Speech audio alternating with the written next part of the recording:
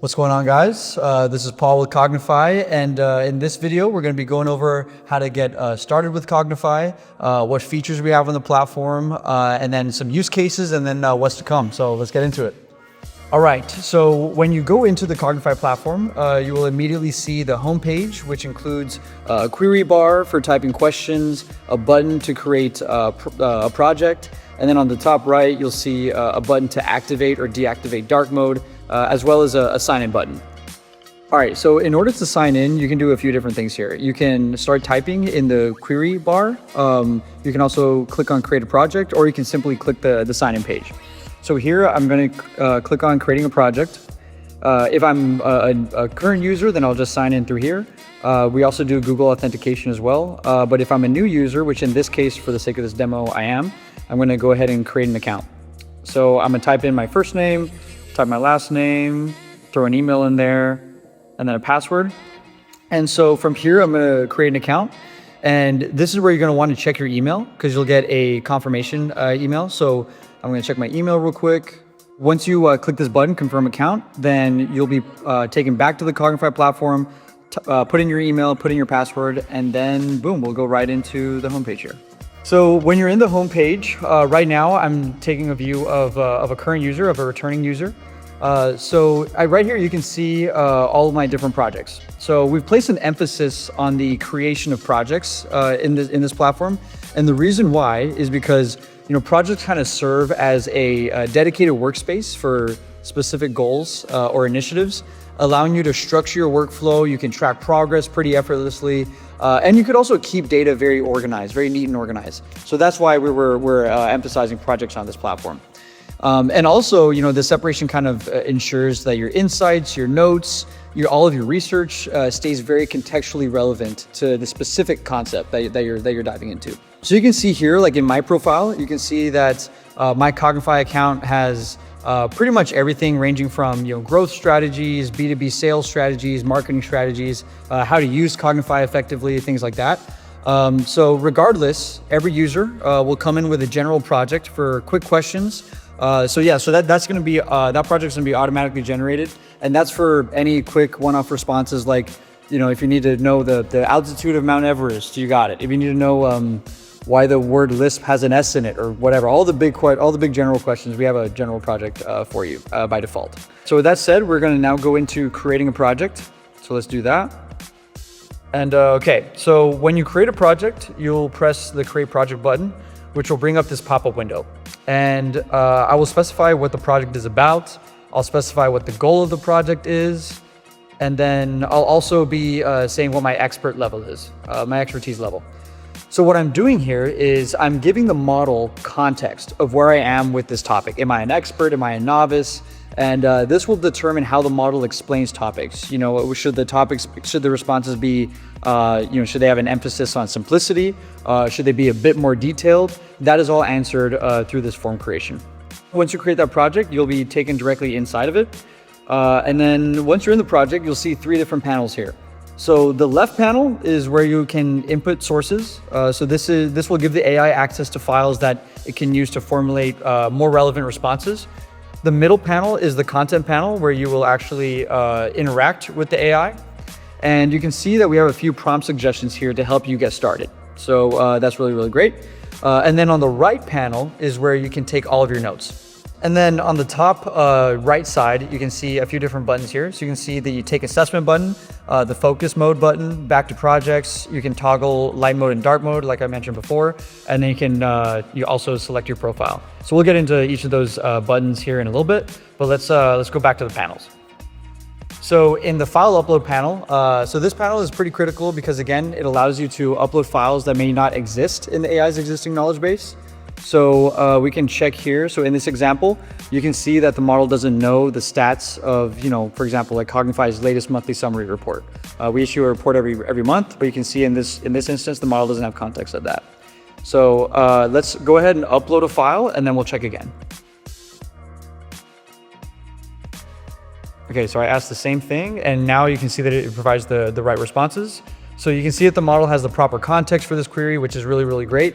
So the files that are uploaded here, unless you remove them, they will be part of the AI's knowledge base. So it can always reference these files whenever appropriate, which is really awesome. And then this middle panel here, this is obviously the content panel. This is where the conversations happen. And as you can see, our platform is able to provide extremely quick responses. About 99% of all of our responses are generated within just a second. So it's pretty world-class in that regard. We do have a very capable model behind this, but soon you'll be able to choose your own AI model based on your preferences, which I think will be really great from like a user preference perspective. And then on the right, you have the notes panel. So on the notes panel, you're able to take open notes, as you can see here. So I can start a little open note. This is perfect for, essentially journaling or logging your thoughts as they come up.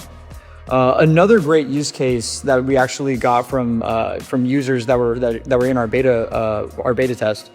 A great use case for open notes is that you can actually save important portions of the AI's responses. What I can do is I can simply title an open note here, and then I can paste, for example, I can paste this portion of the AI's response right into the note. So important points are always visible, on this panel, which is really, really great.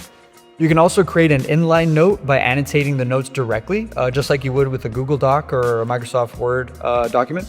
So the thesis here is that when you take notes like this, when you annotate the response, you're really able to formulate thoughts more effectively and retain information 4 times deeper than if you didn't annotate responses, which is really awesome.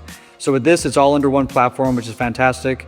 And then one of the cool productivity features with notes is that you can set reminders. So there are a lot of times, obviously, when we kind of get into the zone and then take a lot of notes on a lot of critical information, especially when we're focusing really hard. And this can cause kind of an issue when you're trying to locate a specific note when you're prepping for a meeting or generating a specific report or something like that. It can get kind of tough, again, to find that particular note that can be a great component for your prep. So this is why we included reminders. So whenever you take a note on something, you can, let's say you had a meeting, the next day at 4 p.m. If you wanted that note to be brought up at that time, then you can do that. You can set that time and it'll be brought up right when you need it, which is absolutely fantastic. So it's, again, great productivity gains in that you don't have to look through your notes at all. They'll just show up whenever you want them to. Another thing from kind of a user preference perspective, you can also collapse these panels. So I can collapse the file processing panel. I can collapse the note panel as well. And also another thing, if we bring the note panel back in, you can also contract and expand the notes panel as well, depending on how intensive of notes you're taking. Okay, so with assessments, basically what assessments are is they're quick 5-question quizzes on the conversation you're currently having. So the way this works is actually pretty simple. We essentially have this mini AI model in the background that is analyzing the conversation you're having on Cognify, and when it believes that there's enough content and like you're at an appropriate stopping point, it'll light up this assessment button to like a greenish blue color, which you can see here. So whenever you see this button light up, this means that, if you want, you can take a quick quiz to test how well you're retaining the information in the ongoing conversation. So it's all conversation specific. And I think that this is really great for learning new things and, prepping for big meetings, generating big reports, learning a lot about, market trends, things like that. So that's really, really great. And soon what we'll be doing here in the next few days is we'll be adding a progress tracker to the assessment button, so you'll know how close you are to actually generating an assessment, which I think is great for visibility. The next thing here is focus mode. So focus mode is really for those kind of like long and strenuous work days. There's times where I want to kind of like break a day into like its own separate sprints, pretty much. That's a good way for me to personally prevent burnout. So we integrated this technique called the Pomodoro method, where you do a certain amount of time you're doing all work and all focus, and then another certain amount of time you're doing some breaks. So it's all like this continuous cycle of like focus and break. So here you can set whatever time you want for both of those focus modes and break modes. You can set up what's kind of music or what kind of ambiance you want to play during your break, which is really great. So let's set that up right here. And then, so it'll start. And here, yeah, I can just, I've set that time for myself. I know that this is time that I should be focusing. So I'm focusing on research. I can even go to other tabs and do whatever my workflow entails. And yeah, then after some time, I'll get like a notification when time's almost up. And then we'll get into this break mode that you can see here. So obviously, a lot of great calming music, very nice, very nice. And then we can go back into these different loops, all day. Before we close here today, I just want to talk about a few critical use cases that we've seen, from our users. And one of the most common use cases is using Cognify to prep for a big meeting. So what we've seen is a lot of people are using Cognify as their research assistant, that's what we designed it to do.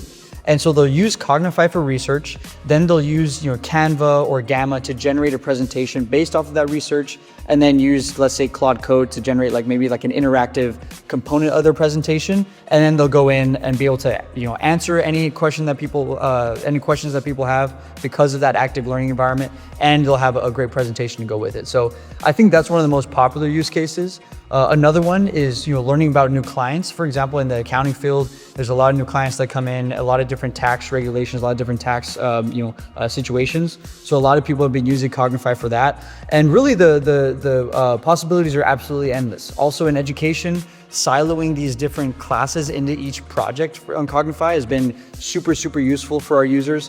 So yeah, get in there, let us know what use cases you guys come up with. But I really think that our goal here is to have Cognify be the research assistant for your everyday workflow. So really appreciate it, guys. Thank you so much.